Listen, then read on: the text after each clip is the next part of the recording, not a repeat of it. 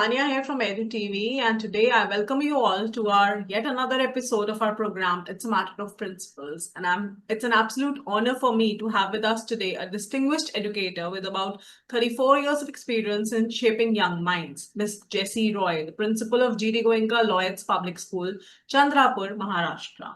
Miss Roy's journey in education has been marked by deep commitment, visionary leadership, and a passion for nurturing both students and educators alike.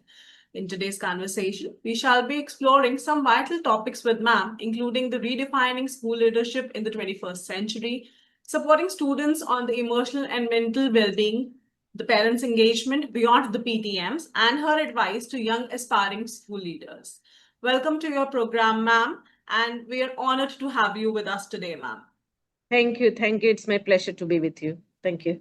Nice. So, ma'am, to start with, Ms. Roy, we would start with the first topic of the day, wherein I would want to understand that, ma'am, with the rapid evolving educational landscape, how do you think the role of school leader has changed in the 21st century compared to the earlier times? Okay.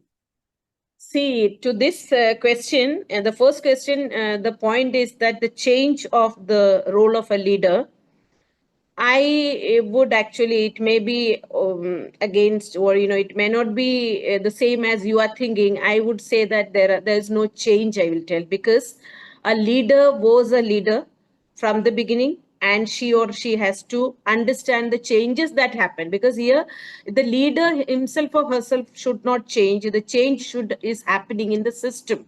So first thing is that as a leader you should have your own personal traits actually. So this, even before decades, the traits of a leader is lot of positivity, flexibility, resilience, ready to accept the challenges. This was always for centuries a leader is supposed to have it. So how a leader has to accept the changes that happening in the 21st century is only through these skills, the personal traits, the characteristics. So if all these characteristics are there in a leader, be it 21st century or 22nd century, wherever, yes, the challenges can be easily faced. So I strongly believe in my personal traits.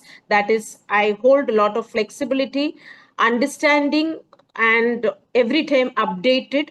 So I feel that that is my character. I need to remain updated, and also the resilience and the challenges, readiness to accept the challenges. So all these things are in me. So I think, through these things I can face any challenge that come in the system. So all these four characteristics I told, that where it will be linked, that is up to the leader, that he says where your flexibility should be there towards your children, towards your staff, or towards your management. Yes, your flexible thought, your positive approach towards the situation, anything may happen. Yes, there's only one change I will tell you, that is the principal's office is that anything can happen anytime. Who comes to your room, you don't know. Morning you cannot predict that, sir, who is going to come to you with what problems. So that is called as, resilience and ready to accept the challenges. So if these qualities are there in a leader, yes, he or she will be able to face the challenges whatever come on your way. Right. Ma'am, coming to our next question, according to your experience, what are some effective strategies that the schools can adopt to in order to support the emotional and the mental well-being of students? Especially talking about the high pressure environment these days, where we hear this a lot. I mean, from a lot of school leaders, we've heard that I had a difficult parent today, or the parent said that my child has gone into depression because of something that happened in the school. So talking about the high pressure environment these days, what support do you think, some strategies do you think the schools can adopt too? Yes.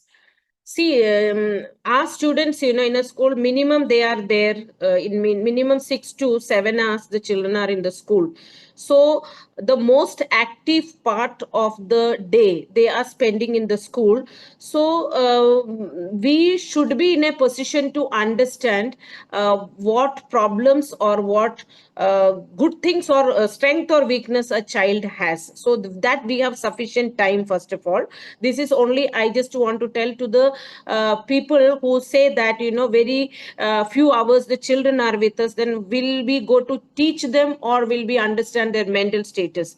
For them, I just told that the time is not the problem. We have enough time, sufficient time, and that too a strong time factor we get along with the children in the school. So now the teachers play a major role in it, and if the teachers have to understand the well-being of a student, the principal, the leader should be, again insisting or teaching or training the teachers how to understand or trace out the mental issues of a student.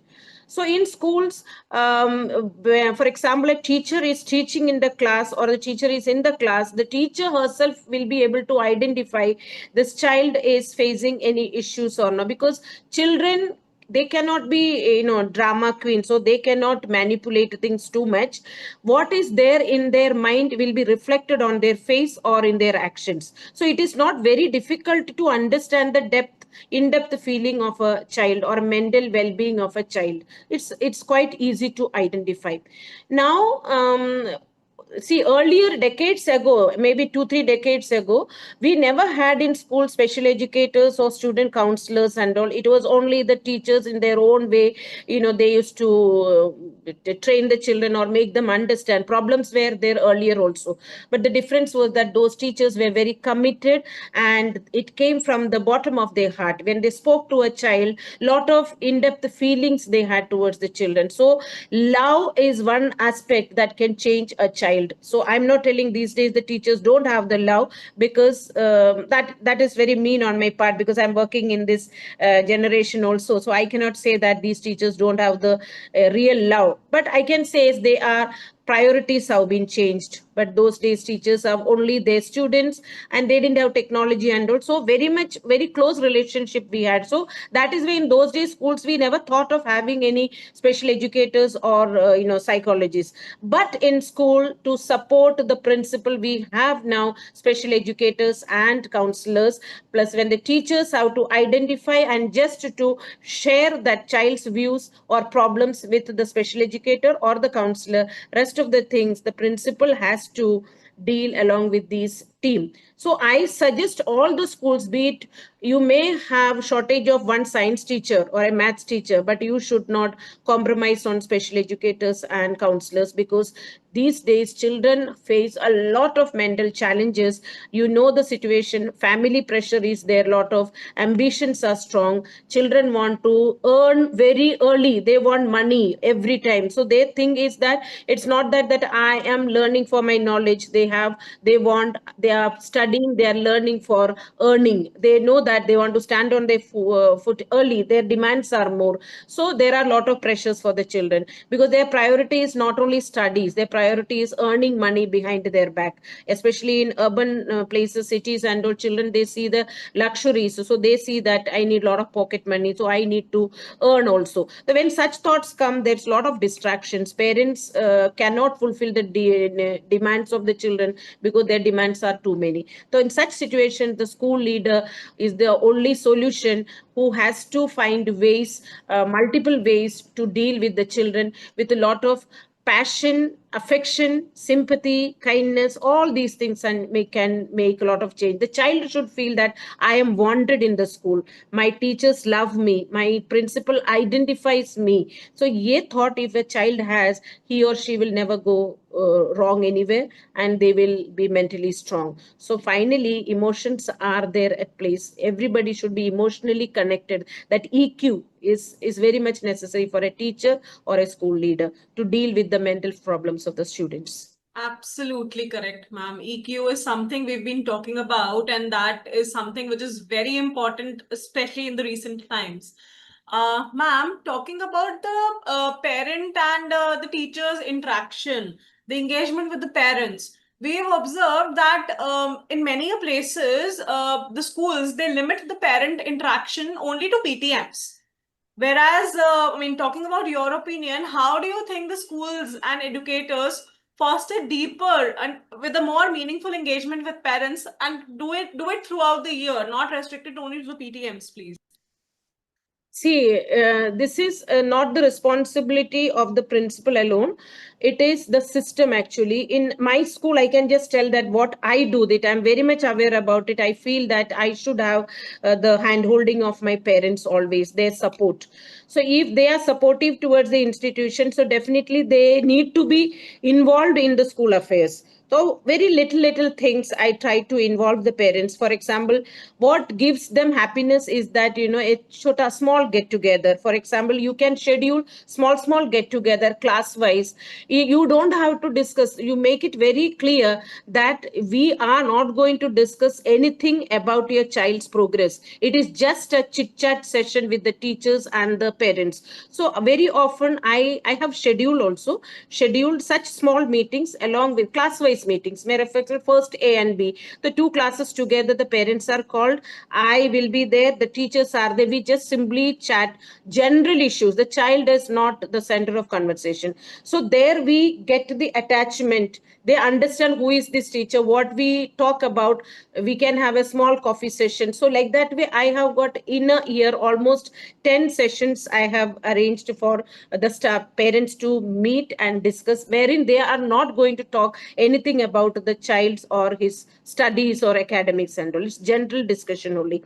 Well-being of the children, that's the topic. Secondly, most of the functions, events, for example, annual day is there. So we include only the teachers and the students, but here I make it a point my parents also have some involvement in the annual day. So they have given a chance, a particular timing where they will be able to represent themselves through dance or music or dramatics or something. So the parents every time they should be very much in connection with the school. They should really feel that the school is the second family. They should be comfortable. And the third thing, most important thing I do is that my office as a leader is open for my parents. Parents are very much important for me. So even if my busy schedule, if a parent is waiting outside, I cannot tolerate that. I'll take the parent, I'll talk to them. So this is what I teach my teachers also, that we are not that busy that we cannot entertain our parents. Whatever maybe they want to talk to you,